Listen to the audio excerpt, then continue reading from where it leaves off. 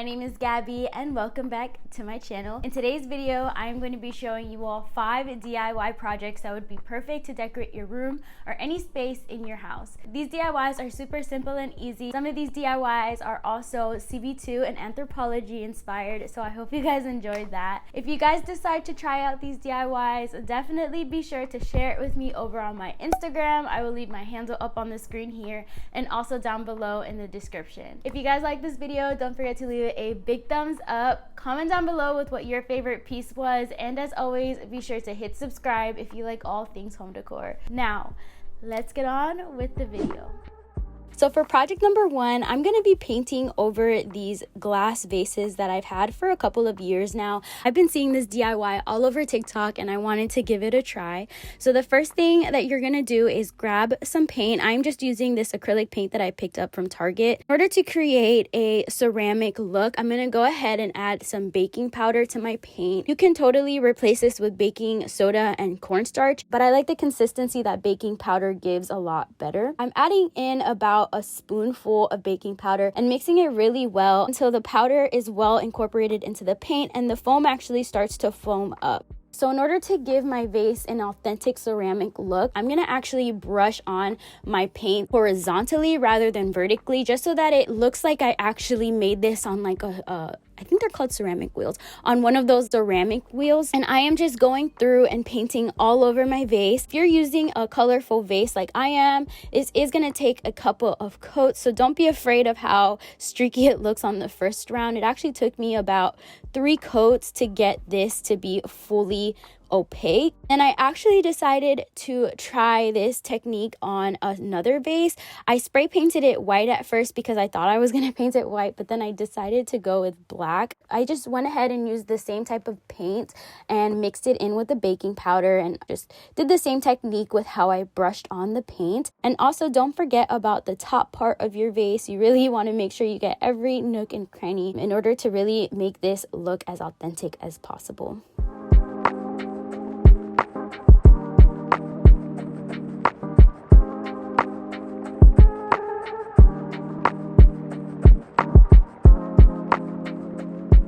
So project number 2 is going to be a CB2 inspired project. I actually found this candle holder a couple of days ago when I was searching on CB2's website, and I really loved it, and I thought this would be a great project to try to recreate. So you're first going to need some air dry clay, and I am just rolling it out into a long log.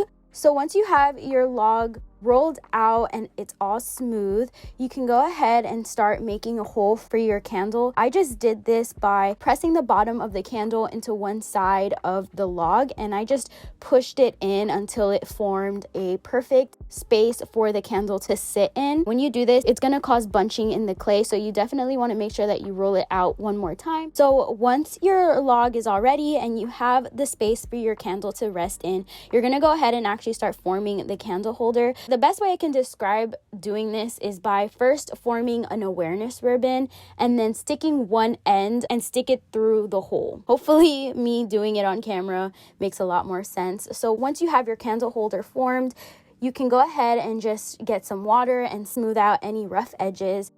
And then I actually went in and added a toothpick to hold up the top portion of my candle holder. That way I had something to secure it to so that it wasn't lopsided. And I just went ahead and rubbed out the hole that I formed with the toothpick with some water. Now I'm just grabbing a knife to hold up my candle holder. That way it doesn't shift while it's drying. And I let that dry for about 24 to 48 hours. So now that my candle holder is completely hardened, I'm going to go in and paint it. I actually want to paint it in this beige color, so I'm just mixing in some colors to create the color that I am looking for. Once I got my color, I went ahead and added some baking powder to my paint, similarly to how I did the vase project. Now that my paint is all formed, I'm going to go ahead and just paint my candle holder with it, and I'm actually going in and using this thinner brush just to get into the nooks and crannies. I wanted my candle holder to have more of like a stucco finish, so I went in with my foam paintbrush and actually just kind of dabbed it onto the candle holder, and that created a rougher texture to it that I really liked.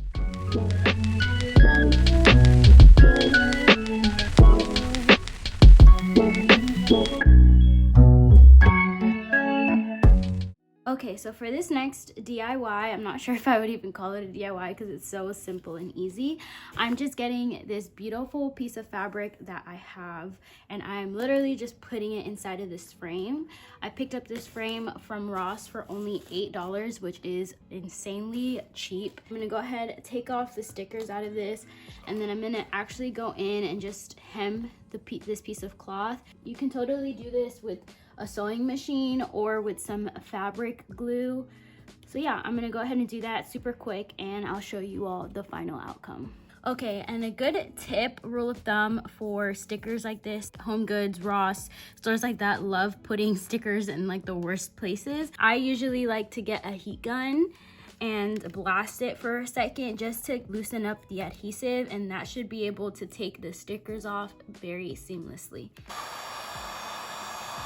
So once you blast the pricing sticker with a heat gun, it comes off super easily and doesn't leave any of the sticker residue on the picture frame. Before you frame your cloth, you want to make sure that you steam or iron out any wrinkles just to give it a clean look. But once your fabric is all seamed up and ironed out, you can go ahead and fold it up and put it into your frame. I love how this came out, and I feel like this is such a great way to add unique art to your space.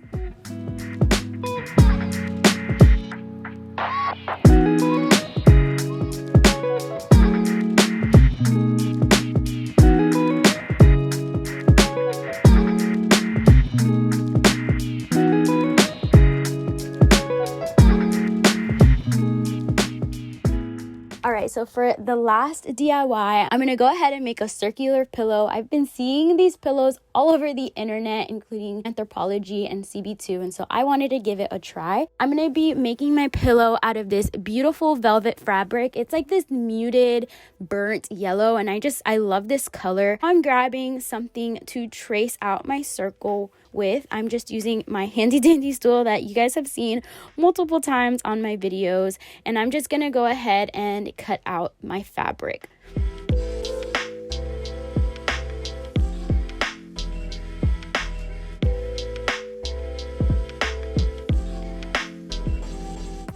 So once you have two circles, it's time to attach them together. You definitely want to make sure that both of the pretty sides are facing each other. You can totally use fabric glue for this, but I'm going to go ahead and sew it up just because I enjoy sewing. So I'm just going to go ahead and quickly sew up my pillow.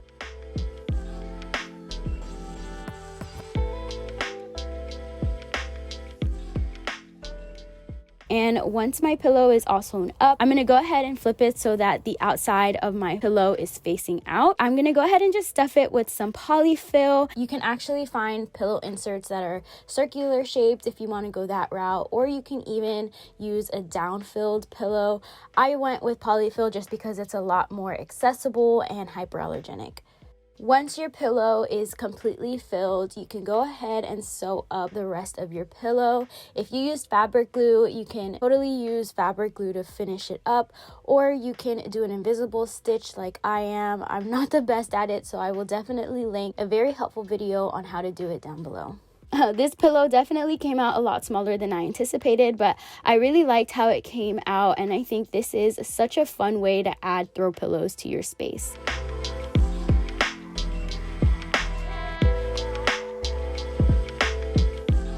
That was my DIY home decor video. I hope you guys enjoyed it. Let me know if you guys try out any of these DIYs. I would love to see it and see how you guys were able to make it your own. If you guys like this video, don't forget to leave it a big thumbs up. Comment down below with what your favorite piece was. And as always, be sure to hit subscribe if you like all things home decor. See you guys next week. Bye.